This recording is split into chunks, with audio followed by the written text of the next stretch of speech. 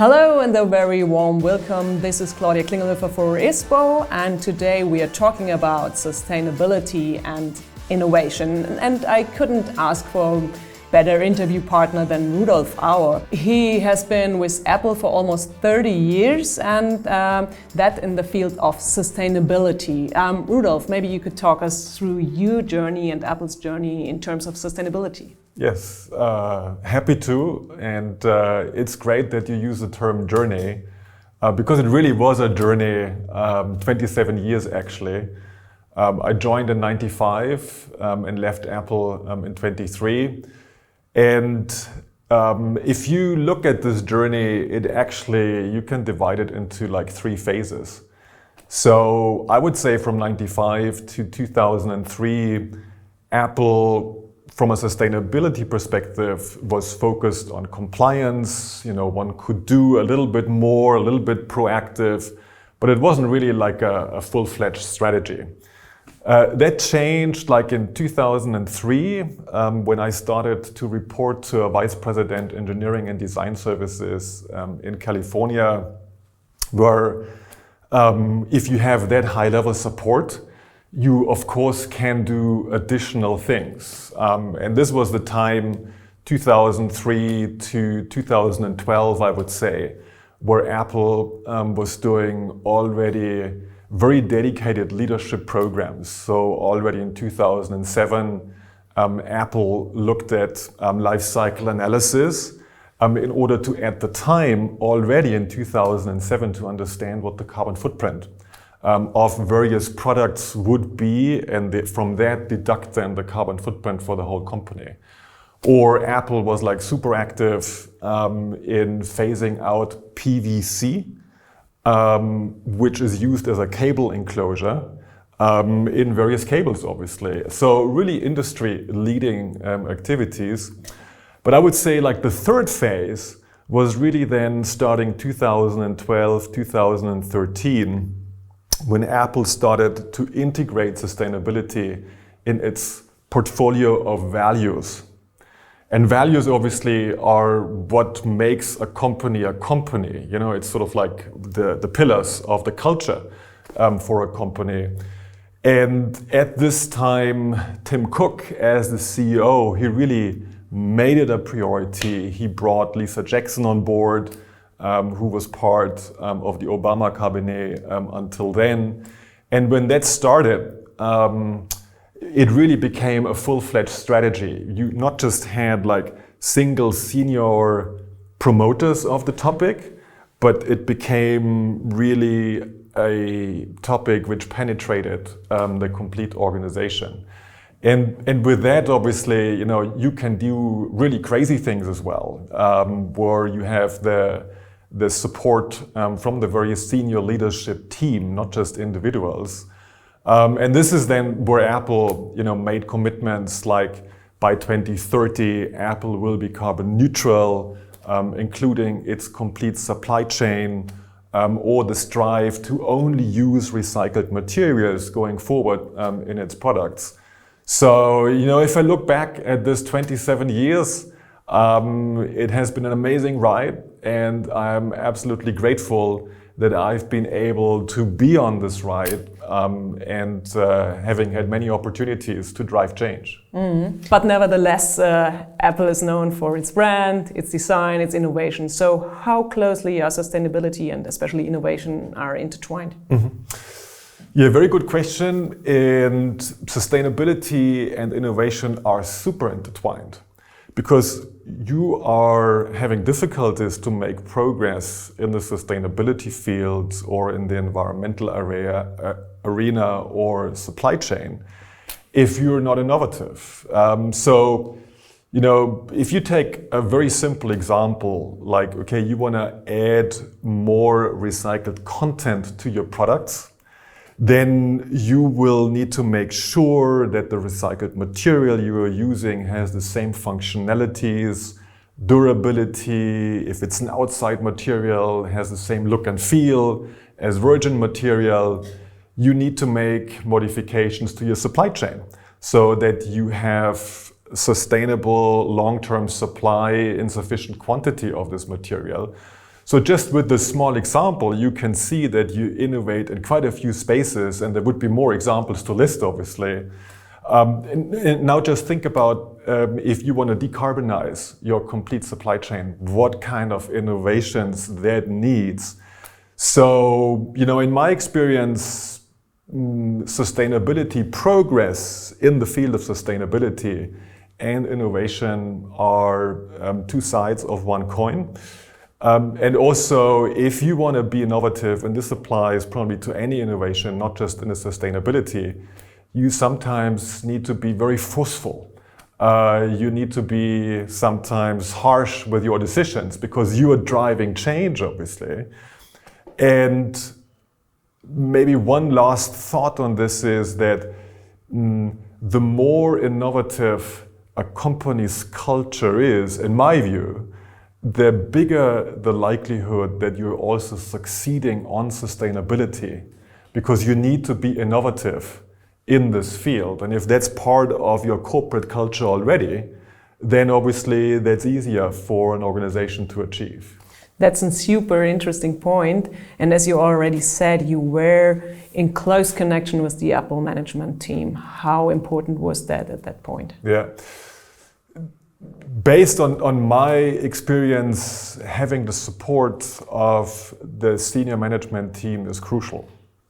You can be achieving certain things, if you are more like a grassroots effort, or if you as a company take more of a compliance effort.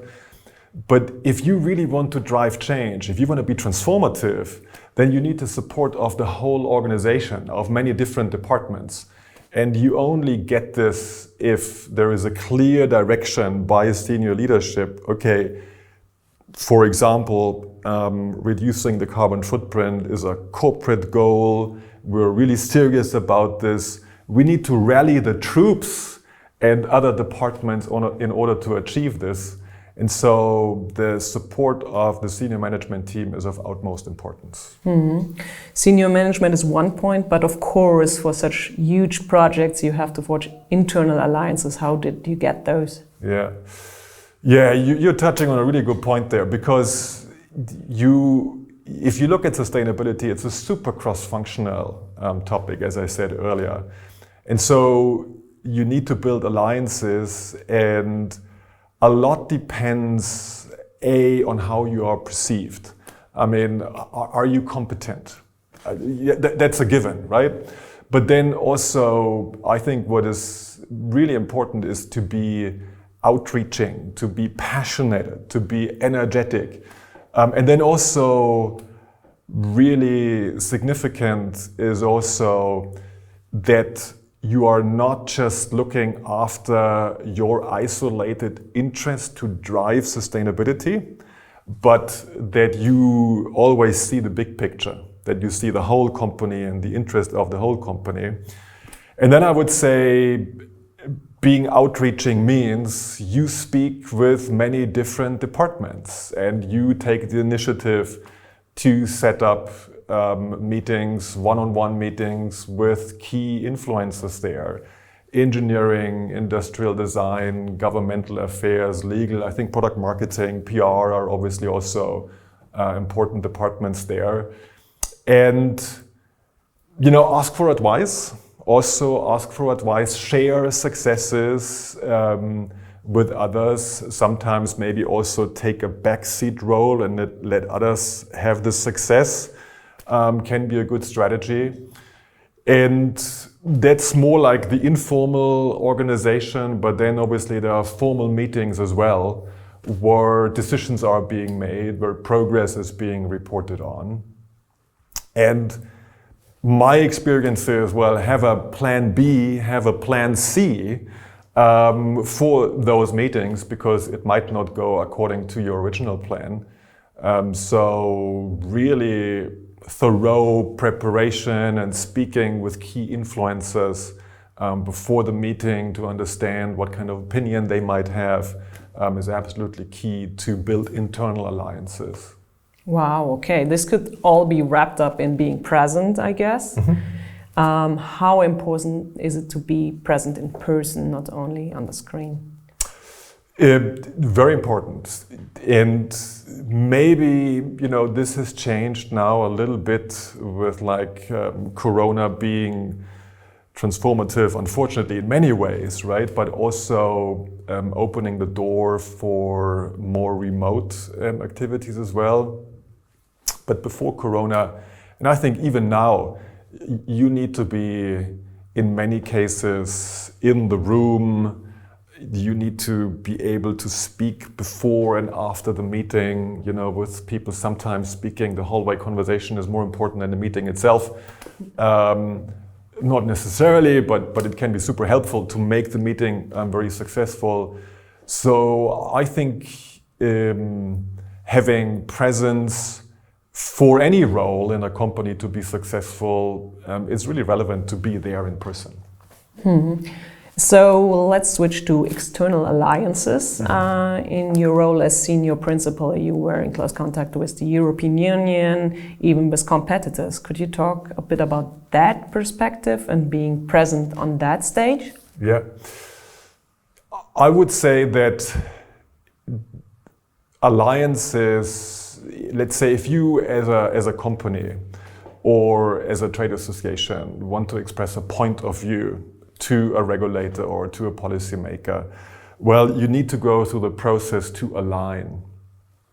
And so, as with respect to creating internal alliances, also when you want to combine external stakeholders or competitors for a specific point of view, again, you need to be very engaged. Again, relationships can be super valuable, if you have known people for many years, and in my case, then sometimes decades, obviously, as well.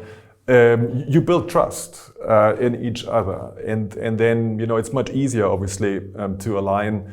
But all the trust, all the mutual understanding will not be helpful if you don't have a win-win situation, if you don't have aligned interests as companies, for example. So that's very key.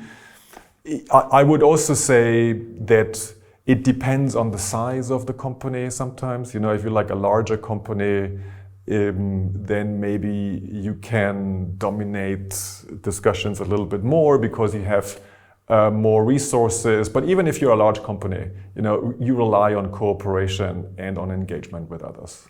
And how did you align those different goals from different stakeholders or, say, competitors? Yeah, a lot of background work where sometimes, there is misalignment because it's not really fully understood what it means if you have this positions versus another position.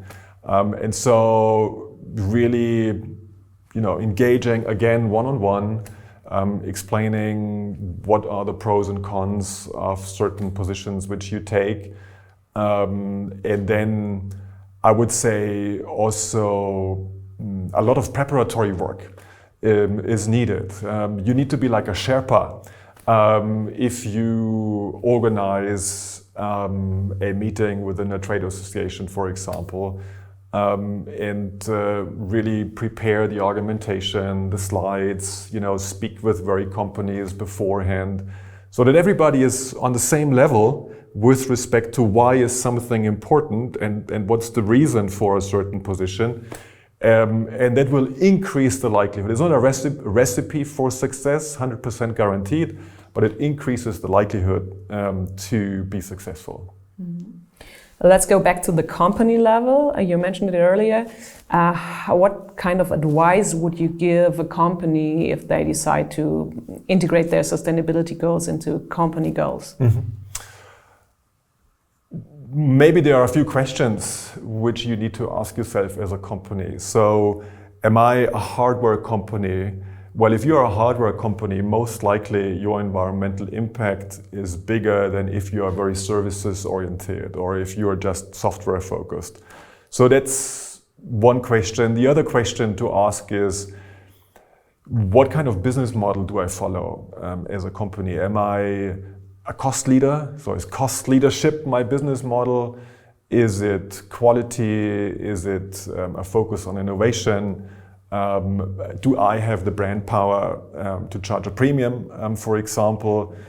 So these are important questions. And then doing a SWOT analysis where you look at the strengths, weaknesses, opportunities, threats which apply to you very specifically is a good starting point, and really go into the details there.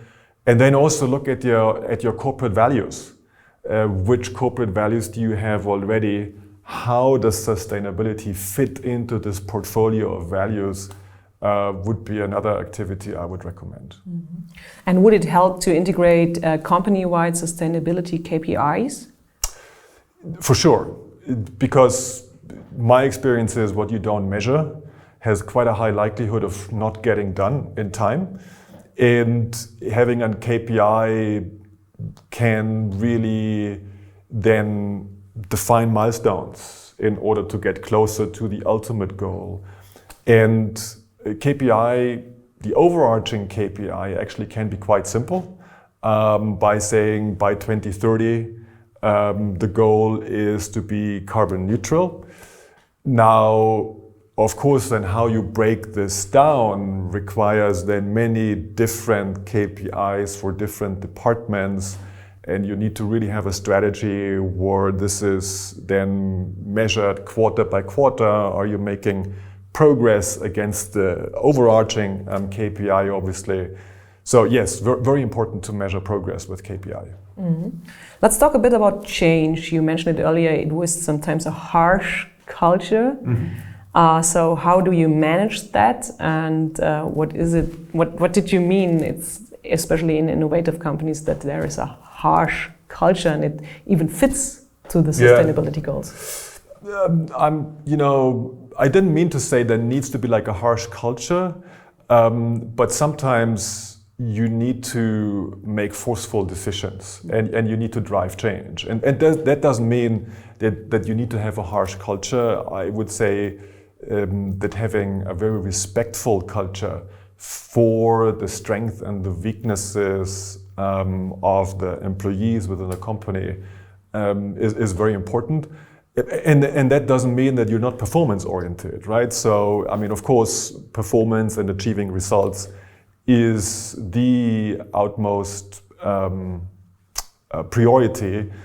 Now, with respect to managing change, the question is also, what kind of change do you want to achieve? Is the change more evolutionary, or do you need more radical change? What do you need to change? Do you need to change like a corporate culture, or like also a culture in a specific team, that the team becomes more proactive, more results oriented? Is a little bit different compared to if the change is you're introducing like a new tool in order to measure your carbon footprint, right? So that's more technical. It's still sort of like change. And then with respect to change, if you look at human nature, then some people are afraid of change because it takes away of what they know. And that creates insecurities. And so if you're managing change, then it's really important that you give your employees security, transparency, that you give them a purpose. Maybe the purpose is changing. People are very purpose-driven in these days, right? So, okay, there's a new alignment needed. And as a leader, you need to be very authentic. You need to walk the talk. And I would say that the authenticity of the leadership team, and I'm not just talking about the senior leaders, also then going down in the ranks, is actually one key pillar for success in order to drive change. Wow, and that's a super advice for senior leadership or even leadership on any level. Yeah. But talking about sustainability, you have to be really kind of resistant for different changes, and sometimes you won't be at your goal in like months. What kept you in that field of sustainability? Mm-hmm. What kept you motivated? Mm-hmm. That's a really good question, because even right now, I'm sure quite a few sustainability professionals are experiencing, oh my God, like the external world is changing. It's tougher to really fight for sustainability goals. For me, it was really a belief in Apple. By saying, okay, this is such a wonderful company, such a wonderful organization. I'm so committed for driving sustainability in this organization that I'm willing to take the one or the other setback or not moving that quickly. I think that what helps with setbacks is you need to have passion, you need to have energy, you need to have really ambition to drive something, but that needs to be coupled with a little bit humiliation as well, so that you can manage if there is a setback, or if you're not moving that quickly, that you can say, okay, it didn't work out, but it will work out the next time. And then I would say also, well, where do you charge your batteries, right?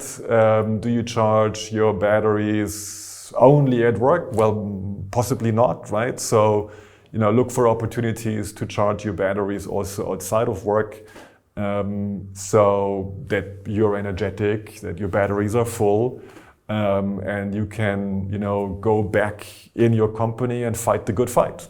Mm-hmm. Besides that energy, passion, authenticity, what kind of advice would you give employees to drive change for the better?